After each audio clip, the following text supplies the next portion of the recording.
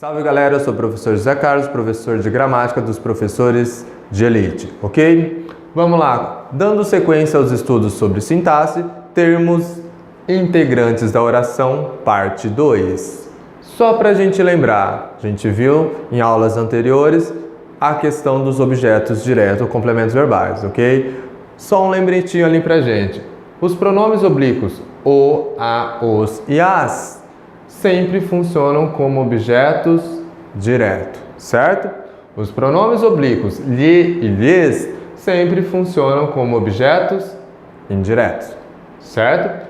Já os pronomes oblíquos me, te, se, nos e vos funcionam aliás, eles podem funcionar tanto como objeto direto ou indireto. Vai depender do contexto. Nunca esqueça, respeite o contexto para fazer a sua análise, certo? Vamos para alguns exemplos aqui. O pai deixou-as em casa. Esse as poderia... Como que a gente, quem deixa, deixa alguma coisa. Deixou a encomenda em casa, por exemplo. Então, esse a está funcionando como objeto direto, completando o sentido do verbo deixar, certo? A resposta interessava-lhe.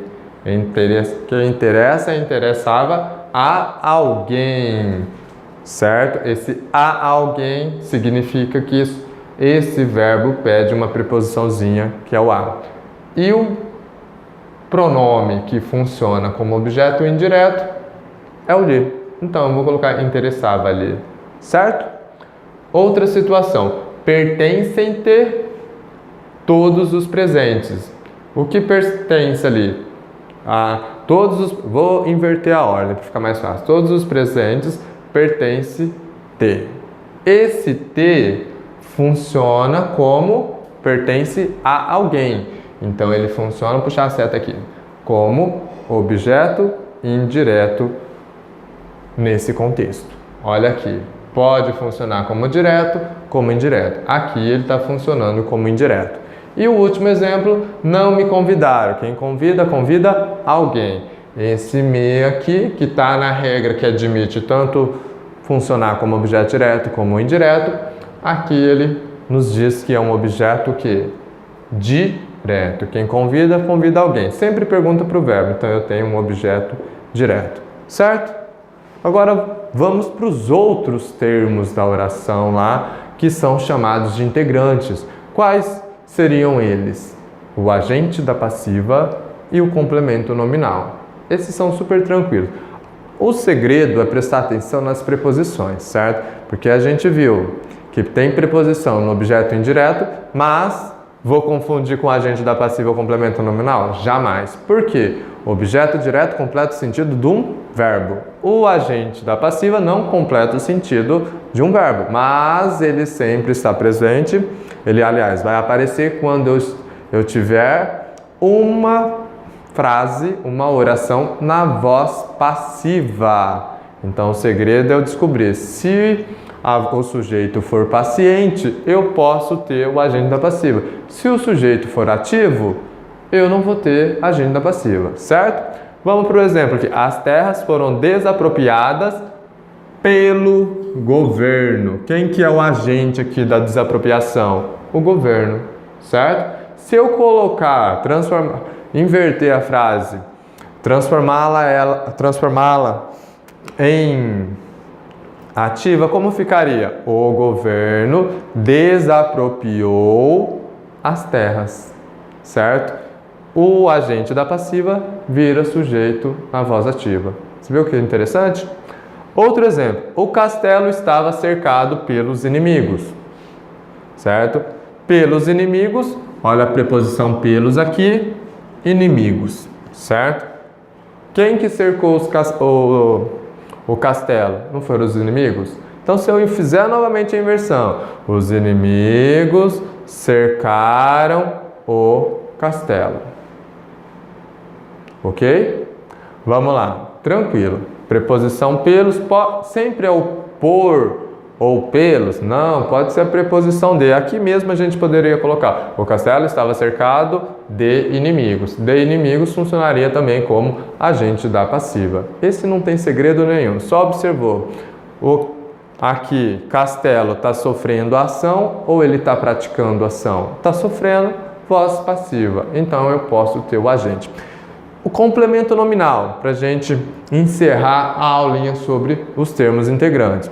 O complemento nominal também vem com preposição, certo? Se ele também vem com preposição, o que eu tenho que saber? Olha a definição, o nome dele, complemento nominal. Então, completa o sentido de um nome.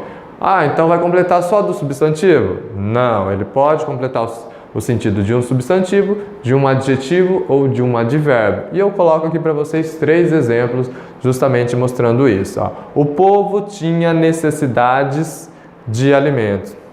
Aliás, tira esse S aqui, tá demais.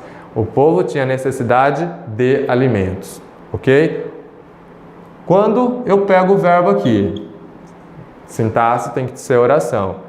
Quem tem alguma coisa, tem o quê? Necessidade. Necessidade completa o sentido desse verbo. Necessidade, então, eu chamo de objeto direto.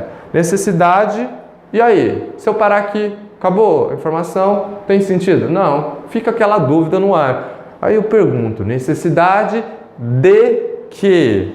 Necessidade de alimentos, certo? Então, de alimentos está completando o sentido da palavra necessidade. A palavra necessidade é um substantivo, certo? Por isso que eu vou chamar de complemento nominal, ok? O próximo exemplo diz assim, ó, este remédio é prejudicial ao organismo. Prejudicial é um quê? Adjetivo, certo? Se ele é um adjetivo, qual que é o verbo? É, ok?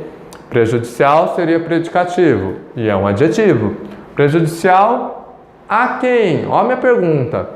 A pergunta é para completar o sentido de verbo? Não, porque o verbo ali é um verbo de ligação. A quem? Ao organismo. Então, ao organismo completa o sentido do adjetivo. Então, eu também chamo ele de CN, que é complemento nominal, certo? E o último exemplo aqui, para a gente encerrar os termos integrantes da oração, diz o seguinte: agiu contrariamente ao esperado. Contrariamente é um advérbio. É um advérbio, se eu fosse classificar, de modo como que ele agiu, certo?